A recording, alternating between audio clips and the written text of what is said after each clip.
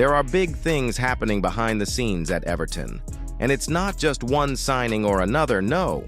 We're talking about a change in attitude, in planning, of a club that now has the chance to rebuild, intelligently. Thierry Barry has already hinted at the Premier League. Calvert-Lewin may be saying goodbye. Fans are upset with old names resurfacing on the radar, and in the midst of all this, there's also a possible explosive return of John Stones and even Richarlison returning to the agenda. Stay with me until the end, because in addition to updating you on all this, I'll show you how these pieces may, or may not, fit into a more competitive Everton next season. Subscribe to the channel and activate notifications to be the first to receive everything about the Toffees. David Moyes' priority is clear: to make Everton's attacking sector younger, faster, and more lethal. And that's where Thierry Barry comes in. The 22-year-old Villarreal striker is being closely watched by the Toffees. And here's the thing that stands out: he wants the Premier League. The player himself has made it clear that he is looking forward to a move to England and is excited about the idea of playing here. However, there is an obstacle to negotiations. Villarreal wants the 40 million release clause, but Everton does not intend to go down that path. The board's idea at this point is to negotiate directly with the Spanish side to try to reduce this amount. Barry, who has been standing out in the European Under-21 Championship with France, scored 11 goals and provided 4 assists last season. Tall, strong, fast, and he also contributes to the build-up. He seems like the type of player Moyes likes, young, with room for improvement and ready to compete. And if Barry is getting closer and closer, Calvert-Lewin is getting closer and closer to the exit door. His contract ends on June 30th, and so far, no renewal has been agreed. At this point, the silence weighs heavily. The Friedkins Group, which is in charge of finances, believes it may be time to turn the page. Although he wants to stay, Calvert-Lewin already knows that there are alternatives on the market. According to iPaper, both Leeds and West Ham have already contacted the player's staff. There has been no official offer yet, but the message is clear: if Everton doesn't move, other clubs will. Moyes may even want to keep DCL for his quality, and he has shown flashes of that this season, but his injury history still weighs heavily.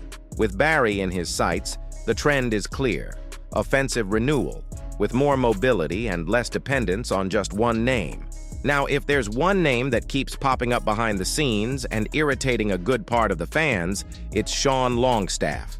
The Newcastle midfielder has been linked to Everton for months and was once again mentioned as a target for around $12 million. But the fans' reaction was unanimous, and it wasn't at all positive. Comments on social media like, "We've suffered enough," and "This rumor pops up every window," show how tired they are with this type of signing. The fans want something new. They want something bold. And there's no shortage of better options. Moyes is already keeping an eye on Chris Rigg from Sunderland, and especially on Habib Diarra from Strasbourg. The latter, in fact, is close friends with Idrissa Gana Gueye, which could help in the talks. However, Everton will have tough competition. Aston Villa, Atletico de Madrid, and even Leeds are already monitoring Diarra. And in the midst of these movements, one piece of news has left fans divided: the possible return of John Stones. Since leaving Everton for City in 2016, Stones has collected titles: Premier League, Champions League, everything. But the last season was a bit disappointing. Few matches, constant injuries, and loss of place in the squad. Stones has said publicly that he wants to stay at City. But the truth is that Guardiola plans to renew the squad, and if Stones wants to play in the next World Cup, he will need minutes. Moyes sees this as an opportunity. The return would be symbolic. It would give experience to the squad, but it also involves risks. With his physical history, it would be a calculated move. The question remains, is it worth it? And there's more.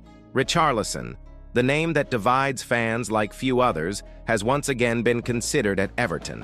Tottenham have reportedly given the green light to negotiate for him, and Galatasaray are in the lead. But Everton are monitoring the situation.